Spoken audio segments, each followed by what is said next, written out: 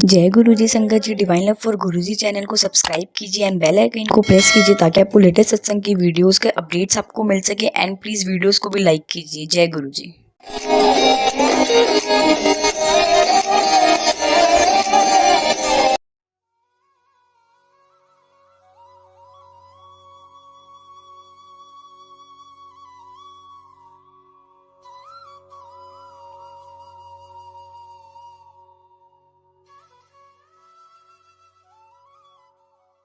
जय गुरुजी, शुक्राना गुरुजी।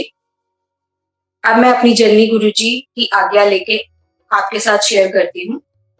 मेरी जर्नी इस जन्म में तो गुरुजी के साथ 2003 में स्टार्ट हुई। बाकी तो जन्म जन्मांतर से ही हम उनकी शरण में हैं, तभी आज उन्होंने हमें अपनी शरण में लिया है। बिना उनके बोले कोई उनकी तक पहुंच नहीं सकता। उससे पहले मैं अपने बारे में कुछ बताना चाहूंगी संगत जी। जब मेरी मैरिज हुई, I was proper healthy, fit and fine बच्चा था, 23 ईयर्स ओल्ड।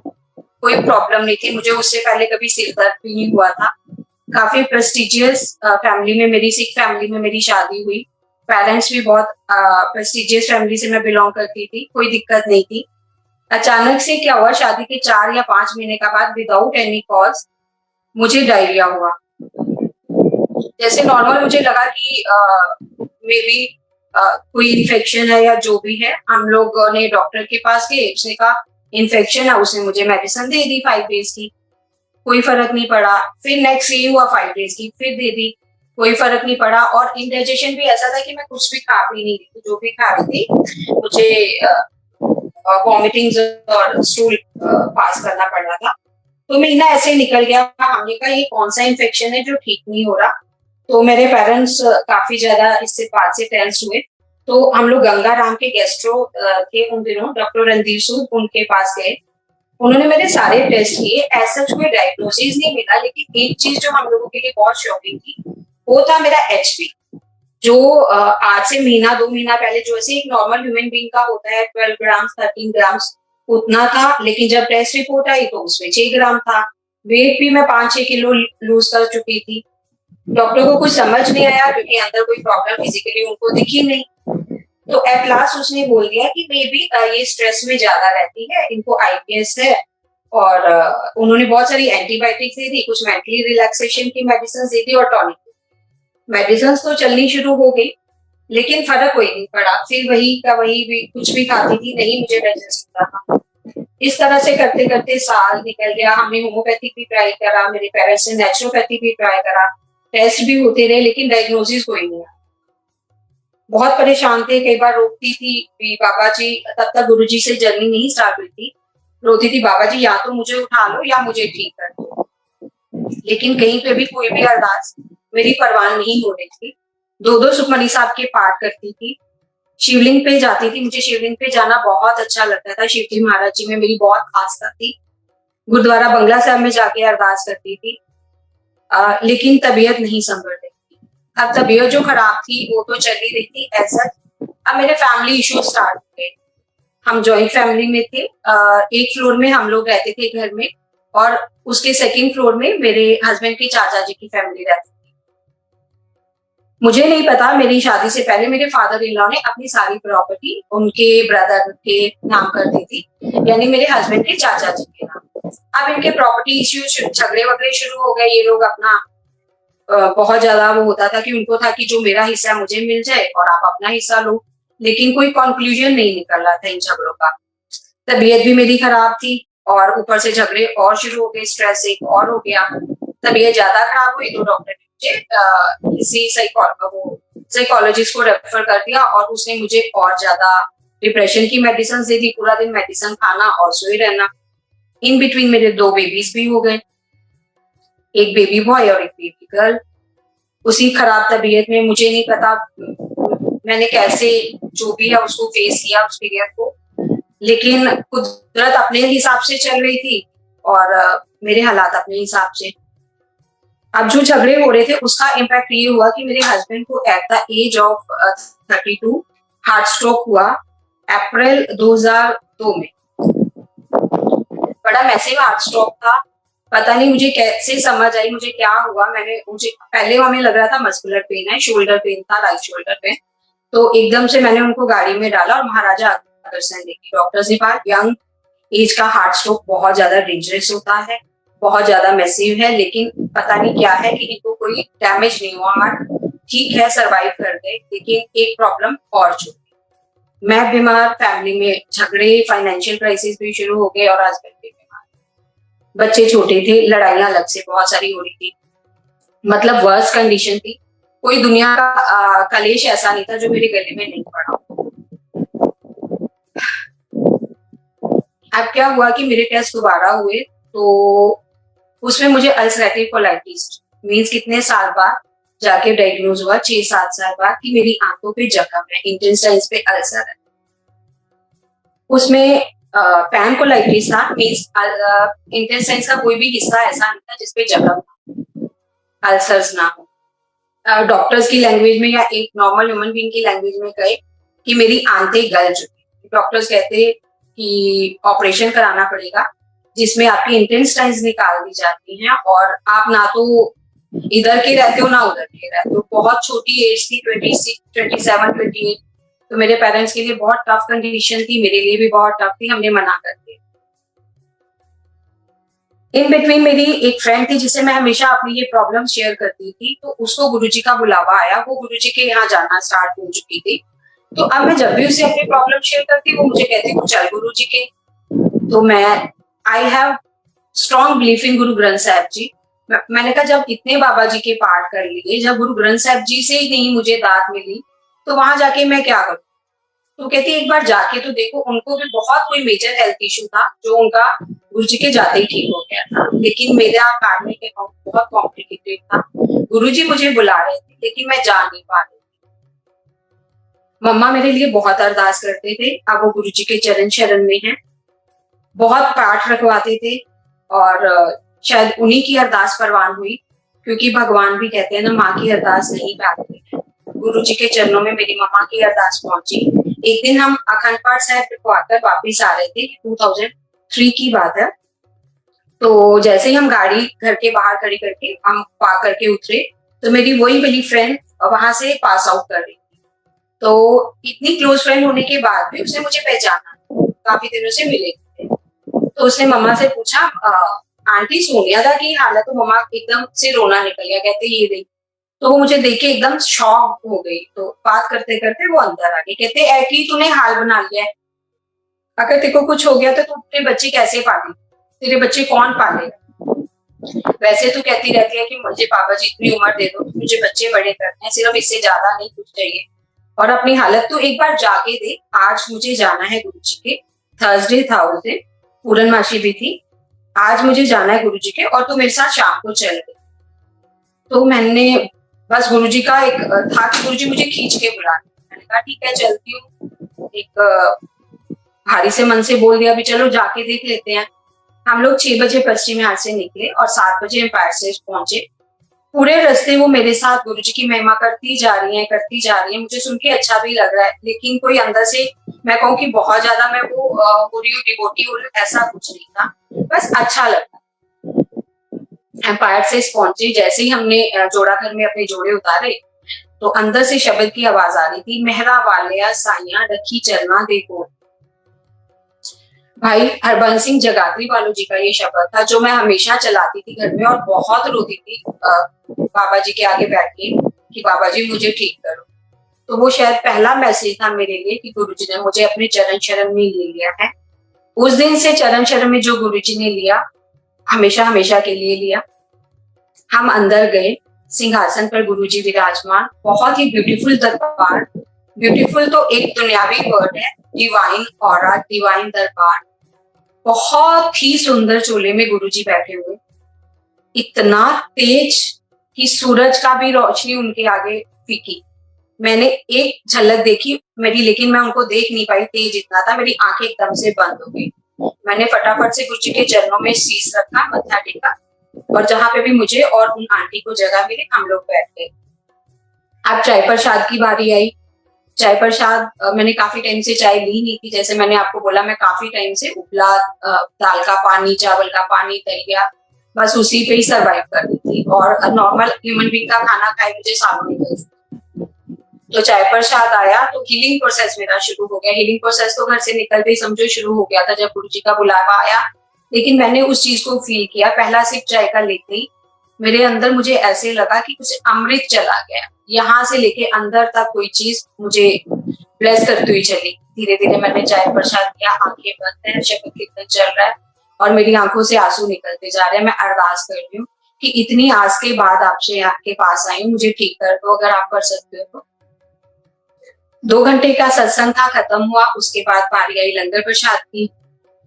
लंगर प्रसाद 4 लोग करते हैं, जैसे सब जानते हैं कि गुरु जी कहते हैं कि पता नहीं कौन से देवी देवते किस रूप में आपके साथ आके लंगर करते हैं।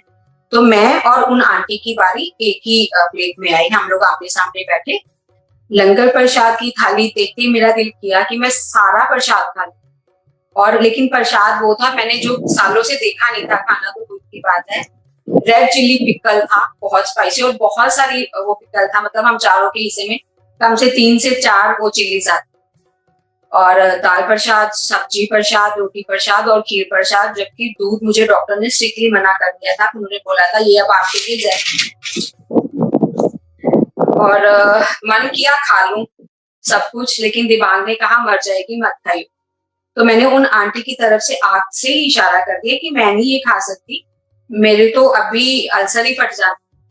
तो वो कहती खाला तेरी दवाई। तो मैंने ऐसे सिर हिला दिया, नहीं खा सकती। तो सिर हिलाते हिलाते एक दिन मेरी ऐसे नजर गई तो देखा गुरुजी की तरफ, तो गुरुजी मेरी तरफ बहुत गहरी दृष्टि से देखते थे। मैं अंदर तक ऐसे कांप गई और फटाफट से मैंने रोटी प्रसाद तोड़ी और खाना शुरू कर दिया। वाहिगुरु ओम नमो शिवाय, बाबा जी आज बचा लेना, कितने गड्डी ना चढ़ जाए। क्योंकि ब्लेसिंग्स मैं फील कर रही थी, लेकिन मेरा दिमाग काम करना बंद नहीं कर रहा, दिमाग ज्यादा चलता है। और साथ में प्रसाद खा रही हूँ, बहुत अच्छा लग रहा है, हील भी फील कर रही हूँ। और लेकिन अंदर से सोच रही हूँ अपनी आऊंगी फंस जाऊंगी कहीं, मैं तो और ही बीमार हो जाऊंगी ये खा के। लेकिन संगत जी एक बात और है कि मैं घर में पानी भी पीती थी तो I had to rush toilet, मुझे वॉशरूम जाना पड़ता। लेकिन उस दिन मैं वहां 3 घंटे बैठी, मैंने चाय प्रसाद लिया, मैंने इतना सारा लंगर प्रसाद खाया जो मैंने सालों से नहीं खाई थी ऐसी चीजें, लेकिन मुझे कुछ नहीं हुआ। बहुत अच्छा भी लग रहा था और डर भी लग रहा। सॉरी गुरुजी। और जब आज्ञा लेने की बारी आई, ऐसे सिंहासन गुरुजी का लगा हुआ था इस साइड पे एम्पायर सेट्स में, तो मुझे साइड पे लेके चली गई आंटी जो मुझे लेके गए थे। गुरुजी उनको ब्लेस करें। और उन्होंने एक ही बात बोली, गुरुजी ये मेरी फ्रेंड। तो गुरुजी ने मुझे सिर्फ 2 वर्ड्स बोले और उन 2 वर्ड्स में उन्होंने मेरी सारी विपदाएं हर ली। उन्होंने कहा जा तेरा कल्याण किया तेरी फ्रेंड का, जा कल्याण किया तेरी फ्रेंड का। तो मुझे बहुत अच्छा लगा, उन्होंने बात करी, उन्होंने बड़े प्यार से ये बोला, उनकी ब्लेसिंग्स मैंने एक्सेप्ट की। लेकिन अंदर से ये सोच रही हूँ कि इनको तो पता नहीं मुझे क्या प्रॉब्लम है, इन्होंने मेरे से कुछ पूछा नहीं। और कल्याण क्या ऐसे क्या मैं ठीक हो जाऊंगी, इन्होंने कुछ पूछा, मतलब होता है ना कोई स्टोन नहीं बताया, समथिंग कुछ भी सोच रही हूँ। तो इनको कैसे पता मुझे क्या है, 10 साल से मैंने खाना नहीं खाया, मेरे घर में इतनी वो दिक्कतें हैं। तो फिर भी अच्छा लगा, वापिस आई, जोड़ा घर से जोड़े पहने और कार की तरफ पार्किंग की तरफ चले हम लोग। अब संगत जी फर्क मेरे में क्या आया कि जो कभी एक बंदा सोच भी नहीं सकता सालों से डॉक्टर के जाने के बाद, और जो मुझे नहीं फर्क लग रहा था, ये था कि जब मैं घर से आई थी थकी हारी निढाल सी चल रही थी, सिर भारी था, शरीर भारी था और मन बहुत उदास था और अपने आप को जैसे मैं घसीटते हुए चलती। जब मैं एम्पायर स्टेट से घर वापस के लिए निकली तो I was totally heal. Emotionally मुझे बहुत अच्छा लग रहा था, मन बहुत खुश था, मेंटली मैं अपने आप को बहुत ज्यादा स्ट्रॉन्ग फील कर रही थी, फिजिकली मेरा ऑरा चेंज था, एक एनर्जी लेवल बहुत बढ़ा हुआ था। इवन कि जो लोग मेरे साथ आए थे मैं उनसे भी फास्ट चली। घर आई, अच्छा लगा, अपना एक्सपीरियंस अपनी फैमिली से शेयर करा, अपनी मम्मा से शेयर करा। और उसके बाद गुरुजी की दया ऐसी हुई कि हमने रूटीन में जाना शुरू कर दिया। बीच में मैं अपनी एक कंडीशन बतानी भूल गई जो मैं डॉक्टर्स के पास जाते जाते वो मैं एक बार दोबारा बताऊंगी कि डॉक्टर्स ने पहले मुझे एंटीबायोटिक से स्टार्ट किया था। एंटीबायोटिक से नहीं फर्क पड़ा, उन्होंने मुझे स्टेरॉइड्स पे ले लिया, ओरली स्टेरॉइड्स लेते थे। और जब मेरा अल्सरेटिव कोलाइटिस गुरुजी के जाने से पहले डायग्नोज जो हुआ था, अब उन्होंने मुझे स्टेरॉइड्स के इंजेक्शन दिए जो मैं रेक्टम में अपने लगाती थी खुद हर रोज, और वो बहुत पेनफुल होता, इतनी तबीयत खराब थी। अब गुरुजी के जाने के बाद मुझे बहुत अच्छा लगता था, हम हफ्ते में एक बार जाना शुरू हुए गुरुजी के।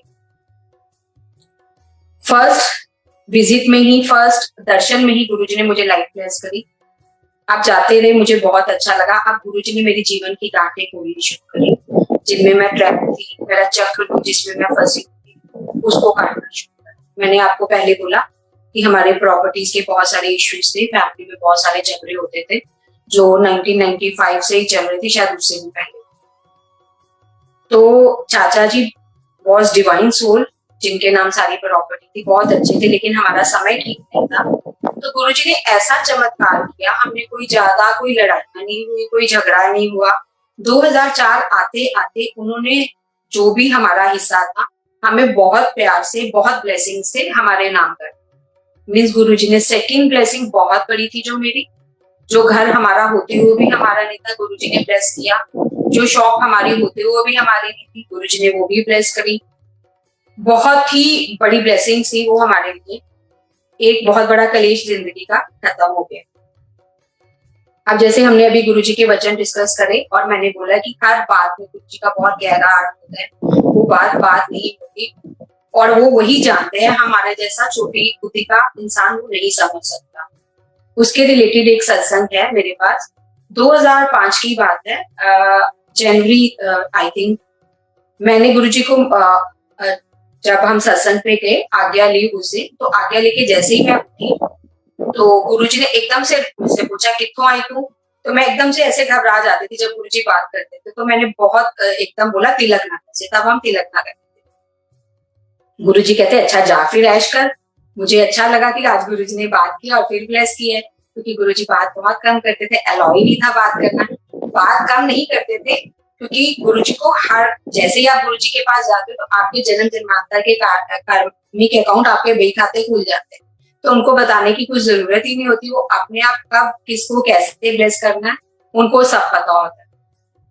तो मेरे लिए वो सिर्फ बात थी, लेकिन गुरुजी कुछ और ब्लेस मुझे करना चाहते थे, क्योंकि मुझे लाइफ तो गुरुजी ने ब्लेस कर दी थी, लेकिन अभी मैं वहां पर प्रॉपरली ठीक नहीं हो रही थी। मेडिसिन मेरी चल रही थी, पहले से बेटर थी, पर I was not properly healed. अब आई होली के दिन मेरा मन हुआ कि मैं गुरुजी के लिए छोटा सा बुके और एक गुलाल लेके जाऊं, छोटा पाउच रेड कलर का। कुछ भी ले जाना अलाउड नहीं था संगत जी, वहां पर हम लोग कुछ भी लेके नहीं जाते थे। गुरुजी ने वहां गुल्लक भी नहीं रखी हुई थी। दुनिया में एकमात्र ये ऐसी जगह है जहाँ पे आप खाली पर्स, खाली झोली, खाली पॉकेट जाते हो और झोलियां भर के आते। उस दिन मेरे साथ भी ऐसा हुआ। गुरुजी ने फिर मेरे से वही सवाल पूछा, जबकि वो जानी जान है, लेकिन वो क्यों पूछ रहे हैं, ये उनकी महिमा है, उनको कुछ पूछने की जरूरत नहीं है, ना ही मुझे कुछ बताने, लेकिन उन्होंने कुछ कहा। अभी आगे आपको बताती हूँ। तो उन्होंने फिर मेरे से पूछा क्या कित्थों आई तू। फिर मैंने कहा गुरुजी तिलक नगर। तो अच्छा जा फिर तिलक ला, ठीक ही करती पई।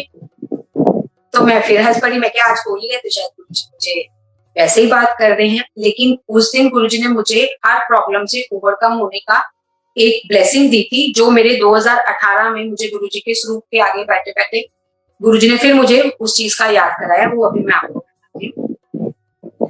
2005 तक ये रहा। 2006 में गुरुजी ने मुझे एक न्यू घर ब्लेस किया सुभाष नगर में, क्योंकि तिलक नगर में मैं ठीक नहीं हो पा रही थी। मैंने आपको बोला गुरुजी ने को पता था, शायद वहां का ऑरा नहीं था, उस ऑरा से मुझे गुरुजी ने निकाल दिया।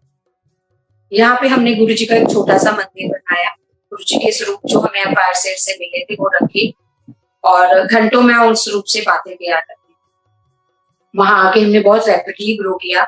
मेरी हेल्थ भी काफी तेजी से इम्प्रूव होनी शुरू हो गई, और नेम हमारा अभी भी वो था कि हम गुरुजी के जाते थे। इन बिटवीन एक बात मैं स्किप करती कि मेरी सारी फैमिली अब तक गुरुजी से जुड़ चुकी थी। मेरे पेरेंट्स, मेरे मम्मा पापा, ब्रदर, भाभी, सब लोग, और गुरुजी ने सबको ब्लेस किया था। पापा जब वेरी फर्स्ट डे गए तो पापा ने गुरुजी को मत्था टेका, तो गुरुजी ने उनको बोला सरदार जी आप चौपाई साहब का पाठ किया। तो ये हमारे लिए बहुत बड़ी ब्लेसिंग थी। और मम्मा को वो बोलते थे तुसी आंदे रहा करो। ये भी बहुत, मतलब एक एक वर्ड में उन्होंने हमें ब्लेस किया।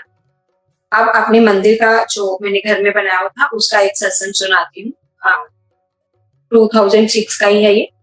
कि मैंने जैसे आपको बोला, जब मैं घर में अकेली होती थी तो मैं मंदिर में बैठ के हम गुरबानी चला लेती थी और मेडिटेट करती थी गुरु जी के स्वरूप से आगे आगे आपस में टेलीपैथी जिसको हम लोग बोलते हैं। तो उस दिन घर में कोई नहीं था, बेल ऑफ थी, तो मैं मंदिर में बैठी थी। उन दिनों गुरु जी के सत्संग में शब्द लगता था, तुम करो दया मेरे साईं। तो वो शब्द मुझे बहुत अच्छा लगता था, मैंने उसे वही शब्द लगाया हुआ था और मेडिटेट कर रही थी। एकदम से कुछ सरसराहट, कुछ हलचल सी मंदिर में हुई, तो मैंने एकदम आंखें खोली, मुझे लगा मेरे अलावा मंदिर में कोई और भी है, पर मुझे समझ नहीं आया क्या है, और लेकिन कुछ लगा कुछ है। मैंने आंखें बंद कर ली। तो उस दिन हमारा सत्संग डे था, लेकिन हमने जाना नहीं था। अचानक से अंकल का शॉप से फोन आता है कि आज जाना है गुरु जी के एम्पायर से। तो मैंने कहा चलते हैं। हम जब एम्पायर से पहुंचे तो वही सेम शब्द लगा हुआ था, तुम करो दया मेरे साईं। तो मुझे अच्छा लगा, गूज़बम्प्स आए, लगे कभी लगा, हमें लगता है कोइंसिडेंस भी हो सकता है। मैंने मत्था टेका, मैंने गुरु जी की तरफ देखा। गुरु जी ने मेरी तरफ बड़ी सरकास्टिक टोन में मेरी देख रहे थे और स्माइल करके उन्होंने आंखें ऐसे करी जैसे मुझे कुछ कह रहे हो कि बता, अब बता। तो उस दिन गुरुजी का वो जो मैं सत्संग हमेशा सुनती थी, गुरुजी ओमनी प्रेजेंट है, गुरुजी हर जगह प्रेजेंट रहते हैं, गुरुजी ने मुझे वो चीज भी दिखाई। शुक्राना गुरुजी, आपकी महिमा कर सकूं गुरुजी, प्लीज इतनी दया करना मुझ पे, अगर कोई गलती हो तो माफ करना। संगत जी, एक सत्संग और सुनाना चाहती हूँ जो गुरु जी की बहुत ही मिरेकल था बड़ा मेरी लाइफ में। 2005 में, जैसे मैंने आपको पहले बताया कि हमें शॉप ब्लेस हो गई थी 2004 में, तो हमारे पास डीएमआरसी का एक नोटिस आया मेट्रो की तरफ से। गणेश नगर में, तिलक नगर में ये शॉप थी हमारी, कि मेट्रो उधर से निकलेगी, उसका मोर देन हमारा 50% जो है शॉप का हिस्सा उस प्रोजेक्ट के अंदर आ रहा था और उसके लिए कहीं से भी कोई कॉम्पनसेशन नहीं था। नोटिस आ मेरे और मेरे अंकल की ये बहुत बड़ा ये एक शौक था, क्योंकि हमारा एक सोर्स ही वही था, सोर्स ऑफ इनकम वही था। गुरु जी के स्वरूप हमें मिले हुए थे मंदिर से, तो हम हमेशा यही अरदास करते थे, गुरु जी दान बख्शिए, अब पहले तो था ही कुछ नहीं, अब आपने बख्शिए तो आप ही संभाल। विद इन 15 डेज हमें पता चला कि फर्स्ट टाइम मेट्रो की हिस्ट्री में ये हुआ था कि मेट्रो ने अपना रूट ही चेंज कर लिया। जो वो हमारे इधर से निकलनी थी शॉप के सामने से, वो उन्होंने कहीं और से निकाल दिया जहाँ पे लेस जो था नुकसान हो रहा। ये गुरु जी का एक बहुत बड़ा मिरेकल था, हमारे लिए उनकी बहुत बड़ी ब्लेसिंग थी। शुक्राना गुरु जी, हर पल शुक्राना, हर महर का, हर दात का शुक्राना। आपके शुक्राने के लिए कोई वर्ड्स नहीं।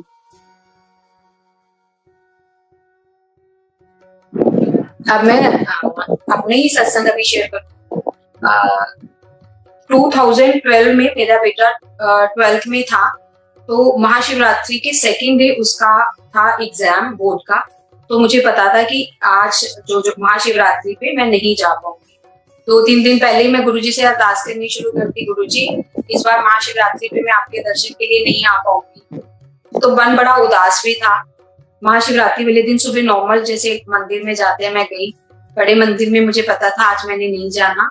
तो मार्केट का कोई काम अचानक से मुझे ध्यान में आया, तो मैं मार्केट के लिए गई, पैदल जा रही थी और रास्ते में एक पीपल का पेड़ पड़ता था जहां पर लोग अपनी टूटी मूर्तियां जैसे कुछ भी जो घर में उनको फोटोग्राफ्स नहीं चाहिए होते वो वहां रख जाते। तो मैं पेड़ इस साइड था और मैं रोड के दूसरी साइड। तो एकदम से ऐसे जैसे कई बार आप अकेले जा रहे हो तो जाप करते हुए चले जाओ, ओम नमो शिवाय करती जा रही थी। ध्यान अभी भी था कि आज तो शाम को मंदिर में रोके लगनी है, मैं तो जा नहीं पाऊंगी। तो एकदम से सामने मेरी उस पीपल के पेड़ पे नजर पड़ी, तो गुरुजी का स्वरूप इतना सुंदर रेड चोली में, ये स्वरूप जो पड़ा हुआ है गद्दी पे, ये स्वरूप था बिल्कुल न्यू स्वरूप, ना उसके कोई ग्लास में ब्रेकेज है, ना उसका कोई फ्रेम टूटा हुआ है, बिल्कुल नया का नया जैसे कोई लाके रख दिया। उसी पीपल की वो जगह बिल्कुल साफ। तो एकदम से मेरे लिए बहुत बड़ा शौक था कि गुरुजी यहाँ क्या कर रहे हैं। मैंने इधर देखा ना उधर देखा, भाग के रोड क्रॉस करी, एकदम गुरुजी को अपने उससे ऐसे हक कर लिया और फोटो ले गुरुजी का स्वरूप लेके घर आ गई। आके साफ किया, मंदिर में रखा और जोत जलाई और आगे बड़ी देर मेरा रोना सा निकल गया। तो मुझे ऐसे लगा जैसे गुरुजी कह रहे हो, देखा आज तू नहीं आ सकती थी ना मिलने, तो मैं तेरे को मिलने आ गई। जय गुरुजी, शुक्राना गुरुजी। वो इतनी इतनी बात सुनते हैं और इतनी इतनी अपनी उसमें अपनी प्रेजेंस दिखाते हैं संगत जी। अब मैं अपने बेटे के सत्संग शेयर करना चाहती हूँ। जैसे मैंने आपको बोला कि मेरा बेटा बेबी बॉय मुझे ब्लेस हुआ था, तो वो चाइल्डहुड ही अस्थमैटिक था, बाय बर्थ ही अस्थमैटिक था, लंग्स उसके वीक थे। तो चेंजिंग वेदर में उसका ये हो जाता था कि हमें उसको हॉस्पिटलाइज कराना ही पड़ता था, इतना स्वेयर अस्थमा होता था उसको। क्या नेबुलाइजर, क्या स्टेरॉइड्स, क्या वो ड्रिप, क्या इंजेक्शंस, कोई काम नहीं करता था। इतना ज्यादा कॉफ होता था और खांसी लगातार होती थी। कई बार हमें लगता था कि खांसी करते करते इसका सांस ही रुक जाएगा। जब वो 6 महीने का था तब से, और जब वो गुरुजी की शरण में आए तब तक वो 6 या 7 साल का था। तो हमें लगता था इसका सांस ही रुक जाएगा। हमने 6-7 साल बहुत सफर किया, होम्योपैथिक पे गए, एलोपैथिक पे गए। एट लास्ट पहले डॉक्टर कहते थे ये 12 साल तक होगा, ये ठीक हो जाएगा, लेकिन उसकी हालत इतनी खराब थी कि डॉक्टर्स ने कह दिया नहीं, अब ये लाइफ लॉन्ग ही रहेगा और इसको इनहेलर लाइफ लॉन्ग यूज करना पड़ेगा कि इसके लंग्स बहुत वीक हो गए हैं। मैंने कभी भी गुरुजी को नहीं बोला अस्थमा है, ना गुरुजी ने कभी पूछा, ना ही कभी जरूरत पड़ी। गुरुजी के जाते जाते उसका अस्थमा कब ठीक हो गया, कैसे ठीक हो गया, पता नहीं। साल सवा साल बाद हमने रियलाइज किया कि इतनी दिवालियां आई, होली आई, इसको तो कभी दिवाली में तो उसका बहुत ही बुरा हाल था, तो इसको तो वो चीज आनी बंद हो गई है। तो ये गुरुजी महाराज की कृपा थी कि गुरुजी ने उसको भी उस बीमारी से छुटकारा दिलाया। मीन्स किस तरह से हम टफ और वर्स्ट कंडीशन में थे, जैसे मैंने आपको पहले बताया, मैं बीमार, हस्बैंड बीमार और बेटा बीमार, तो क्या हमारा हाल होता। तो गुरुजी ने उसको भी ब्लेस किया और वो बिल्कुल ठीक हो गया। अब एक सत्संग बेटे के रिलेटेड शेयर करूंगी। ये सत्संग है गुरुजी की महासमाधि से 5 दिन पहले का। गुरुजी ने महासमाधि ली थी थर्सडे 31 मई 2007, और ये मेरा सत्संग है 26 मई सैटरडे का। हम लोग, जैसे मैंने पहले भी बोला, कि गुरुजी के यहाँ हर वीक जाते थे और उन दिनों बच्चों के समर वेकेशन से गर्मी बढ़ी थी, तो हम सारी फैमिली गुरुजी के यहाँ गए हुए थे। और उस दिन गुरुजी महाराज मेरा कोई बहुत बड़ा कष्ट काट गए थे। उससे पहले मैं एक चीज बताना भूल गई। मई में मतलब 2006 में, सॉरी 7 में, मैं 1-2 महीने पहले अपनी फ्रेंड के साथ किसी एस्ट्रोलॉजर के पास चली गई। गुरुजी मना करते हैं, लेकिन वो मुझे ले गई। उसको कुछ अपना क्वेश्चन था इरेज करने थे, उसका फैमिली एस्ट्रोलॉजर था, तो उसके पास कन्विंस नहीं था। मेरे पास गाड़ी थी, तो वो मुझे कहते आप ले चलोगे, कहाँ चलो। वो मेरी जिंदगी की सबसे बड़ी गलती थी। और उसने अपना जो भी पूछना था पूछा, और ऐसे ही मैंने कुछ पूछा नहीं, रैंडमली उसने बोल दिया पंडित जी इनके बारे में बताओ। उसने मेरी डेट ऑफ बर्थ बताई, तो उसने एकदम से बोल दिया छूटते कि इनका कोई बेटा है। बोला हाँ है, तो कहते उसकी लाइफ 13 साल की है। मुझे तो एक बार तो लगा उसको एक थप्पड़ जड़, पर चुप होके आ गई। एकदम से मेरा रोना निकल गया। घर आके गुरुजी से माफी मांगी इस रूप से। और हमेशा जब भी उसके बाद मैं गुरुजी के जाती थी, जब भी वो लगता था कनेक्ट मैं हो जाती थी मेडिटेशन में, मंदिर में, तो मैं हमेशा यही प्रेयर करती थी, गुरुजी इस बच्चे को लाइफ ब्लेस कर देना, अगर कोई ऐसी बात है तो आप मेरे पे ले आए। अब बच्चे भी मेरे से पूछते थे, आप हमेशा जब भी गुरुजी के यहाँ जाते हो तो आप जब भी शब्द चलते रोना क्यों शुरू कर देते हो? लेकिन मैं किसी को कुछ बताती नहीं थी। इन बिटवीन मेरे पास गुरुजी ने मुझे चांदी की चेन में सिल्वर का लॉकेट ब्लेस किया हुआ था, वो मैंने जस्ट किरत को मीन्स अपने बेटे को डलवा दिया। अब आते हैं 26 मई वाले सत्संग वाले दिन, जो मैं पहले आपको बता रही थी। सैटरडे का दिन था, 26 में, बहुत ज्यादा गर्मी थी। हमें अंदर स्थान नहीं मिला दरबार में, हम वेरांडा में बैठ गए एम्पायर सीट्स में। कम से कम 3 घंटे हम लोगों ने वेट किया गर्मी में। बच्चे भी, मुझे भी लग रहा था बच्चे भूखे हैं, बच्चों को गर्मी लग रही है, ये है वो है, लेकिन गुरुजी महाराज अपनी लीला कर रहे थे। वो मेरा कोई बहुत बड़ा कष्ट कर रहे थे उसे। उस दिन कोई इनके गुरुजी के पास लीडर भी आए, जो अपने पीआरओ को लेके सीधा गुरुजी के दरबार में चले गए, और गुरुजी ने सारी संगत के सामने उनको डांट के बाहर निकाल दिया। मीन्स गुरु के दर पे कोई बड़ा कोई छोटा नहीं होता। उन्होंने अपने सारे स्टाफ को बाहर छोड़ा, फिर बड़ा आराम से वो नीवे होके गुरुजी के पास थे, तब गुरुजी ने उनको वहां बैठने का स्थान दिया। अब हम गुरुजी से आज्ञा लेके उस दिन घर आए तो आते आते हमें 11:30-12 बज गए। थके हुए थे, आते ही हम सो गए। तो 2-2:30 बजे के करीब जसकीरत मेरे साथ सो रहा था। एट द टाइम ऑफ वो 8-10 साल का होगा, तो 10 इयर्स ओल्ड। तो एकदम से वो उठ के सपने में रोने लगा, मुझे बचा लो, मुझे बचा लो। जबकि आज से पहले कभी भी उसको ऐसा नहीं हुआ था और ना ही उसके बाद कभी उसको ऐसा हुआ। तो मैं एकदम हड़बड़ा के उठी। मैं क्या हुआ? कहते मम्मी मुझे बचा लो, मुझे बचा लो। उसको पानी दिया, काम किया। मैंने कहा हुआ क्या? कहता वो मुझे ड्रीम आया था। पहले उसने बोला ड्रीम आया था, फिर कहता नहीं नहीं वो ड्रीम नहीं आया था, मेरे साथ सच में हो रहा, मैं सच कह रहा हूँ, मेरी बात मान लो, मेरी बात मान लो। मैं क्या बात बताओ, हुई क्या? कहता मम्मी मैं सो रहा था, जिस रूम में हम सो रहे थे उसका दरवाजा खुला और एक गोश्त अंदर आया। उसको समझाना नहीं आ रहा था। उसका कहने का मतलब था एक जम अंदर आया। जब हमारी डेथ होती है तो जो हमें जमदूत लेने आते हैं, उसने मेरी सोल को मेरे शरीर से निकाला और मुझे जमीन पे लिटा दिया और मेरी सोल को लेके कमरे से बाहर जाने लगा। जैसे ही वो दरवाजे के पास पहुंचा, वहां रेड चूल्हे में गुरुजी खड़े थे। उन्होंने मेरी सोल को उससे लिया, जम से मेरी सोल को मेरी बॉडी में डाला और मुझे उठा दिया और खुद मेरी जगह लेट गए। और गुरुजी उस दिन रेड चूल्हे पहुंचे। जबकि मेरे बेटे को वो एस्ट्रोलॉजर वाली बात नहीं पता थी। मेरे अलावा और मेरे गुरु के अलावा वो बात फैमिली में किसी को नहीं पता, क्योंकि वो बात मैं जुबान पे लाना ही नहीं चाहती। तो मुझे लगा शायद गर्मी में इतने टाइम बैठ के आया है, कोई इसके दिमाग में रहा होगा। लेकिन बार बार वो बच्चा यही कह रहा था, वो सपना नहीं था, वो मेरे साथ सच में हो रहा था, आप मान नहीं रहे। बात आई गई हो गई, मैंने गुरुजी के आगे का, गुरुजी कोई गलती हो तो माफ करना, आपका शुक्राना। और उसके बाद थर्सडे का दिन आता है। हमें फ्राइडे को गुरुजी के जाना था, लेकिन वो जो 26 मई का दिन था वो फिजिकली दर्शन का हमारा लास्ट डे रहा गुरुजी के।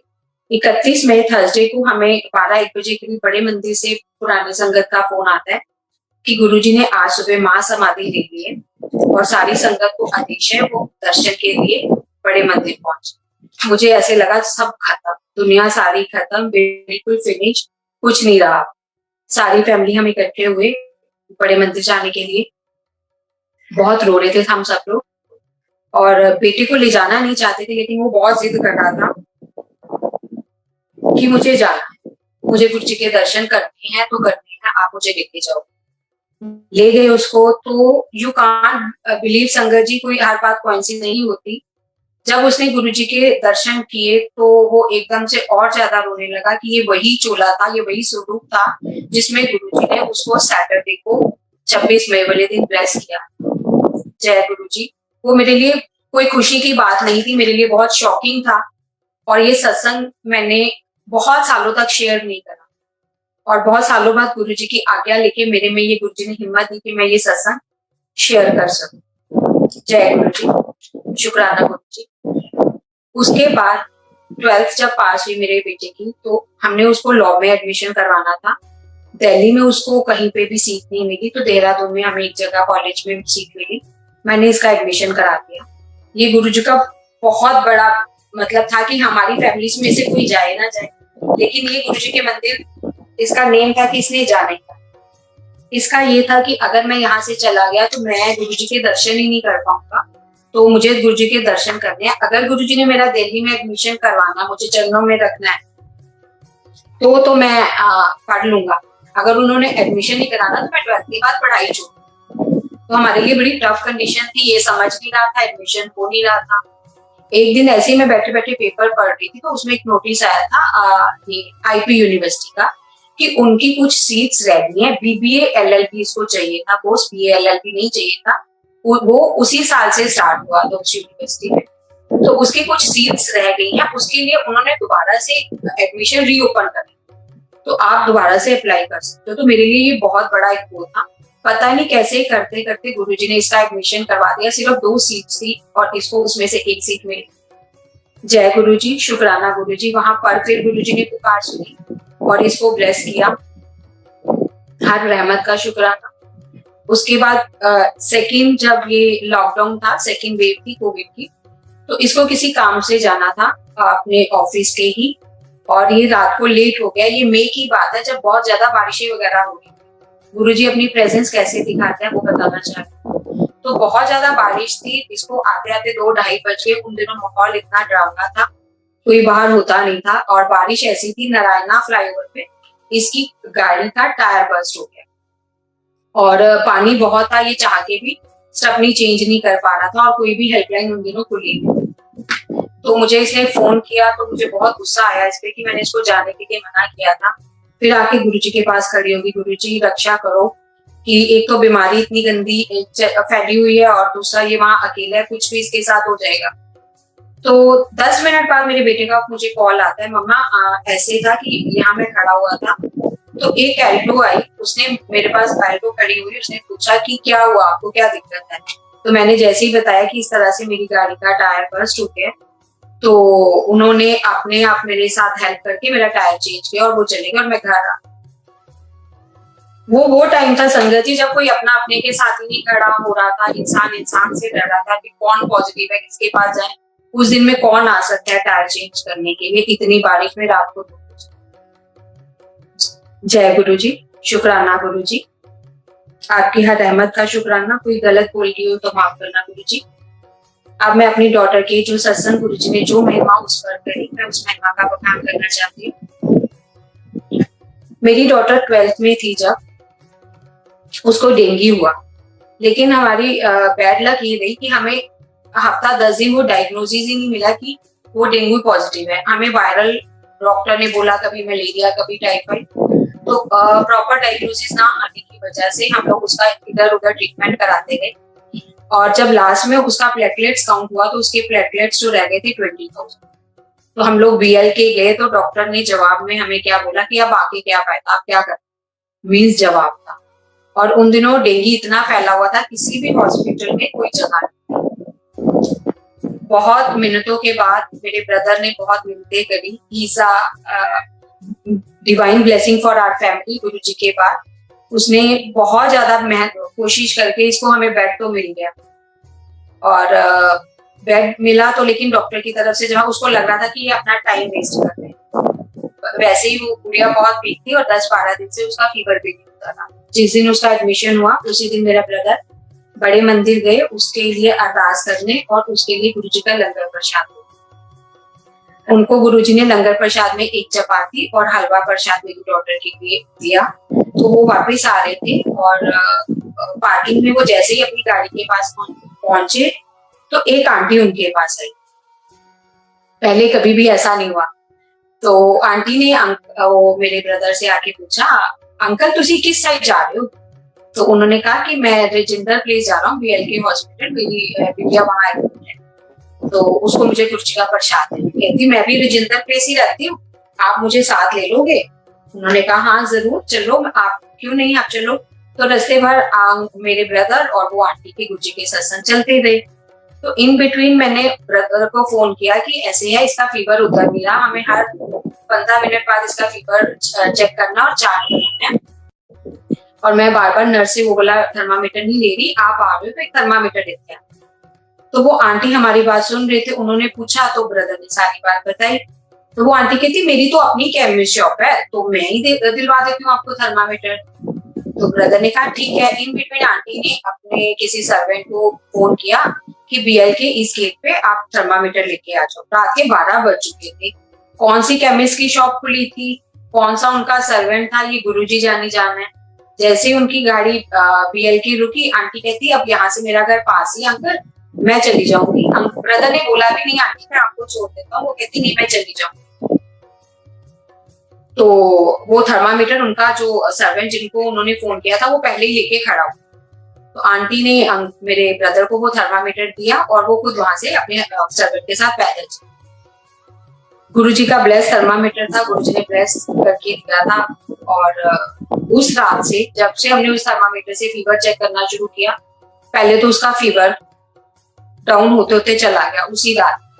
और दूसरा डॉक्टर्स ने उसको अनाउंस कर दिया था, रेफर किया हुआ था कि इसके प्लेटलेट्स काउंट बहुत कम है, इसको कल से प्लेटलेट्स हम चढ़ाएंगे, लेकिन उसमें हमारी कोई गारंटी नहीं है। इसकी बॉडी बहुत वीक है, वो एक्सेप्ट कर भी पाएगी उसको कि नहीं उसका कोई भी इसको साइड इफेक्ट भी हो सकता।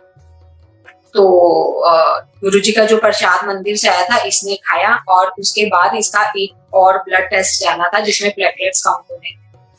तो 3 बजे हमें आके नर्स ने बताया कि प्लेटलेट्स अब थोड़े बढ़ गए हैं, मल्टीप्लाई हुए हैं, तो इसीलिए डॉक्टर्स ने कल जो आपके प्लेटलेट्स चलने थे वो रोक दिए। जय गुरुजी, शुक्राना गुरुजी।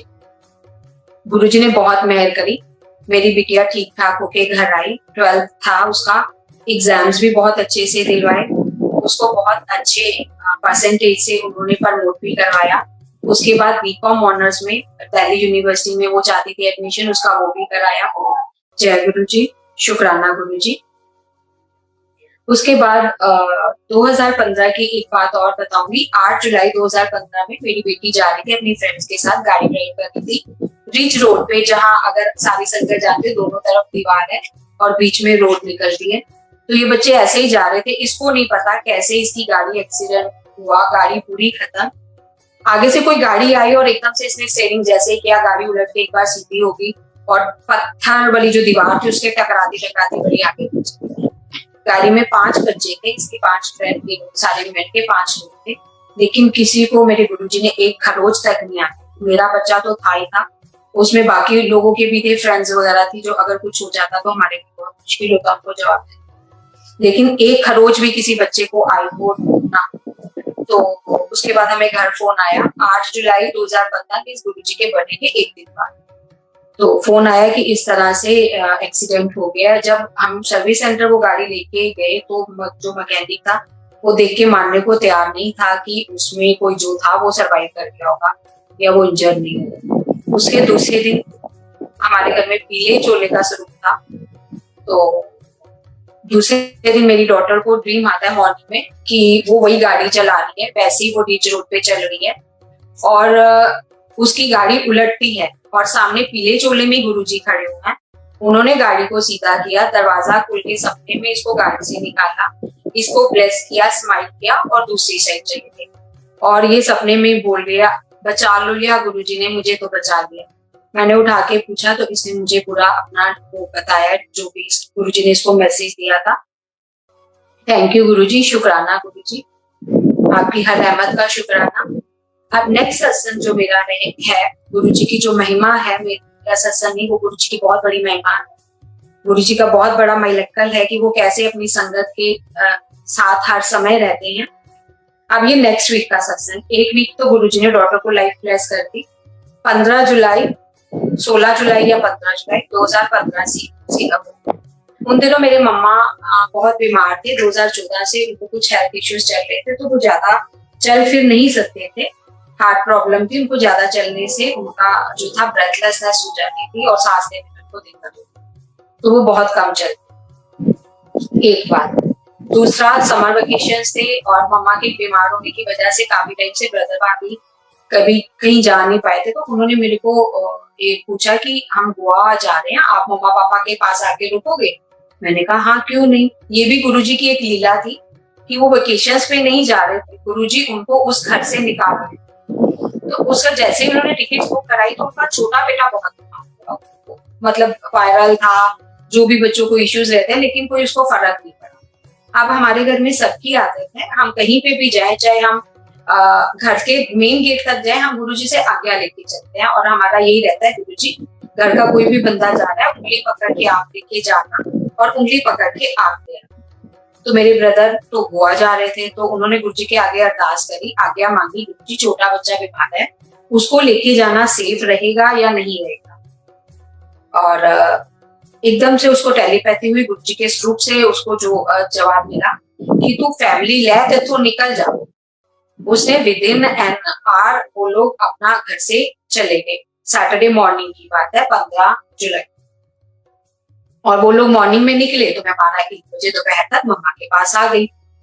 हमने रात को सबने डिनर किया, 5 लोग थे उस दिन घर में। मम्मा का 3 मंजिला घर था और उनके पहले एक बात बताना चाहूंगी, 2 इलेक्ट्रॉनिक गेट थे, सॉरी, मेन गेट भी इलेक्ट्रॉनिक था और पैसेज डोर भी इलेक्ट्रॉनिक था। हम 5 लोग थे घर में, मम्मा, मैं, पापा, मम्मा की एक अटेंडेंट और एक बेटी। सबने खाना खाया बहुत आराम से, हम लोग अपने खाना खा के सो गए। 12:30-1 बजे का टाइम है। संगत जी, मेरी नींद बहुत गहरी होती है। मैं अगर एक बार सो जाऊं तो मुझे मतलब बीच नींद में उठना मेरे लिए पॉसिबल नहीं होता। 12:30-1 बजे मुझे ऐसे लगा किसी ने मेरे पैर को बहुत जोर से झंझोड़ा है, हिलाया है जैसे उठाने। मुझे नींद में समझ नहीं आई, मम्मा भी सो रही है, नीचे उनकी अटेंडेंट भी सो रही है। एकदम मैं नींद में उठी और उठ के उनके ड्राइंग रूम की तरफ चल दी विदाउट एनी रीजन। मुझे वहां कोई काम नहीं है, मैं नींद में उठ के क्यों जा रही हूँ मुझे नहीं पता, मुझे कौन लेके जा रहा है मुझे नहीं पता। दरवाजा ड्राइंग रूम का लॉक था, मैंने लॉक खोला, दरवाजा खोल दिया। जबकि आप नींद में हो, अगर आपको प्यास लगेगी आप पानी पीने जाओगे, ड्राइंग रूम में मेरा कोई काम ही नहीं।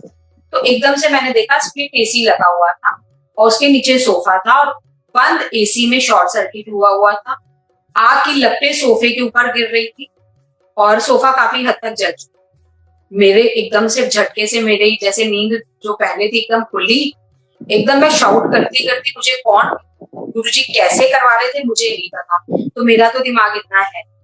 तो भागते मैंने पहले फटाफट से पैसेज डोर खोला, फिर फटाफट से पूरा मेन डोर खोला और एकदम भाग के अंदर आया। और मेरे विद इन अ माइक्रो, मतलब मुझे इसके करने में 10 या 20 सेकंड का समय लगा और उसके बाद सारे घर की लाइट खुल। अगर वो दरवाजा गुरुजी मेरे से ना खुलवाते तो हम लोग शायद कभी बाहर निकल ही ना पाते। और आके मैंने शाउट करना शुरू कर दिया, उठ जाओ, आग लग गई आग। तो मम्मा जो चल नहीं पाते थे, गुरुजी ने उनको भी शक्ति दी कि उन हैवी बॉडी थे, उनको उठा के बाहर लाना बड़ा मुश्किल था। या एकदम से व्हील चेयर करते ये वो करते तो वो धीरे धीरे चल के बाहर आते। बड़ा मुश्किल था हमें हमारे सामने घर को जलते हुए देखना। हमने बड़े एफर्ट्स किए, मैंने फायर ब्रिगेड को फोन कर दिया, पड़ोसी आ गए, नेबर्स आ गए। और लेकिन वो आग ऐसी थी कि वो जैसे कोई जानबूझ के उसको बढ़ा रहा है, जैसे कोई हवा दे रहा है कि ये फटाफट बढ़ती चली जाए। विद इन 10 मिनट्स वो मतलब 3 मंजिला घर आग की लपटों में। सिर्फ हमें जो 2 या 3 मिनट बाहर निकलने के मिले, बिना चप्पल के हम लोग बाहर थे और नाइट वेयर्स में थे, किसी को कुछ भी संभलने का मौका नहीं। बस एक चेयर मम्मा को दे दी पड़ोसियों में, क्योंकि वो खड़े नहीं हो पा रहे थे। और मम्मी बैठ के चिल्लाई जा रहे, गुरुजी किथे हो ऐकी कर देता करो बेकार कर देता जी। और मैं भी चिल्ला रही, गुरुजी आ जाओ प्लीज आ जाओ, आज सुन लो। लेकिन गुरुजी वहीं थे, उन्होंने बाद में मुझे दिखाया वो वहीं थे और कोई और बहुत बड़ी विपदा काट रहे थे। पूरा घर जल गया, फायर ब्रिगेड आई 2 घंटे बाद, गाड़ियां जल गई और रातों रात हम घर से बेघर। और मम्मा की तबीयत खराब हुई, उनको दोबारा हॉस्पिटलाइज कराया गया उसी रात। एक तरफ घर चल रहा है, दूसरी तरफ मम्मी की तबीयत खराब, जैसे पढ़ले नहीं आ जाती रातों रात किसी के लिए, वो बोला हाल। तो पर उतना मेरे में समझ नहीं आ रही थी, मैं उतना शुक्राना भी नहीं कर रही थी कि हम पांचों लोग ठीक है, इतना दिमाग उस टाइम काम नहीं कर रहा था। तो मम्मा को हॉस्पिटलाइज करा के मैं वापस आई। मुझे डॉक्टर ने मम्मा का कुछ सामान लाने के लिए बोला था, जो मेडिकल उनके इक्विपमेंट्स थे वो लाने के लिए बोला कि वो चाहिए होंगे। तो मैंने कहा जाके कोशिश करती हूँ। घर में अभी भी बहुत सेक था, बहुत धुआं था और अभी भी अंदर आप जा नहीं सकते थे। तो मैंने जाके देखा पैसे डोर के पास खड़े होके, तो छतों के सरिये तक बाहर आ चुके, पंखे टेढ़े हो चुके थे, सारी चीज जल के एक स्वाह थी, बिल्कुल कोयला। एकदम मेरी नजर पड़ी, रोते रोते देखा लॉबी में एक गुरुजी का स्वरूप पड़ा था, मीडियम साइज का, कांच का फ्रेम था उसका। उस स्वरूप पे एक धुएं का कण नहीं था, उसका शीशा तक क्रैक नहीं हुआ था, जबकि बेडिंग तक के अंदर क्या सामान सारा काला हो चुका था, जल चुका था। लेकिन वो स्वरूप ऐसे कैसे पड़ा? तो मीन्स फर्स्ट ऑफ ऑल गुरुजी ने बताया मैं वही था। अब सेकंड चीज मेरे लिए थी कि जब मेरे फैमिली आएगी, ब्रदर और भाभी आएंगे, मैं उनको फेस कैसे करूंगी। मेरे को वो घर की जिम्मेदारी देके गए और आके ये घर मैं उनको दूं। तो लेकिन ये भी गुरुजी की बहुत बिग ब्लेसिंग होती है जब आप उनसे जुड़ते हो। वो आए मेरे ब्रदर, उनको गुरुजी बहुत ब्लेस करें कि उन्होंने आते मुझे सिर्फ एक बात कि आपने मम्मी पापा को बचा लिया, मेरे लिए यही बहुत है। अगर उनको कुछ हो जाता तो मैं शायद अपने आप को पूरी उम्र कभी माफ नहीं कर पाता। जय गुरु जी। उसके बाद मतलब वो घर जला ऐसे था कि वो स्टोरी ऑफ द टाउन ही बनती। तो ब्रदर के कोई फ्रेंड थे, उनको टेलीपैथी होती थी और वो वास्तु एक्सपर्ट्स भी थे। तो वो अपने आप ही आए, हमने नहीं बुलाया उनको, कंसोल करने ब्रदर को आए। तो आते जैसे घर इधर उधर देख रहे हैं, तो कहते आपके कितने बेटे हैं? ब्रदर मेरे कहते मेरे 2 बेटे हैं। कहते आपका छोटा बेटा ठीक है? कहते हाँ बिल्कुल ठीक है। कहते आप किसी गुरु को मानते हो? ब्रदर उनको नहीं पता था हम गुरुजी के जानते हैं। ब्रदर कहते हाँ गुरुजी को मानते हैं। कहते आपका गुरु नहीं रब है, उसने आपको काल के चक्र से बचा लिया। वो कहता क्या मतलब?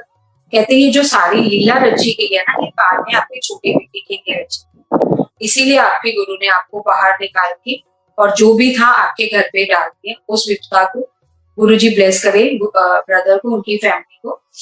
और अगर संगत जी उनके होते हो वो होता तो वो शायद उनका ड्यूप्लेक्स था, वो पीछे था उनका घर, वो ना निकल पाते, बच्चे छोटे थे। तो गुरुजी ने सेफर साइड सबसे पहले उनको ही घर से निकाल दिया। उनके लिए शायद प्रॉब्लम ज्यादा होती, उनको दिल्ली से ही दूर भेज दिया ताकि वो चीज उनको छू ही ना पाए। और जो भी था उन्होंने घर पे डाल दिया और विद इन अ ईयर गुरुजी ने उससे भी सुंदर घर उनका खड़ा करवा दिया। इन बिटवीन डिमोनेटाइजेशन भी हुई, सब कुछ हुआ, बहुत कुछ हुआ, लेकिन गुरुजी ने घर का काम नहीं रुकने दिया। विद इन अ ईयर वो लोग अपने नए घर में गुरुजी उनको ले गए। जय गुरुजी, शुक्राना गुरुजी, आपकी हर रहमत का शुक्राना, हर मेहर का शुक्राना।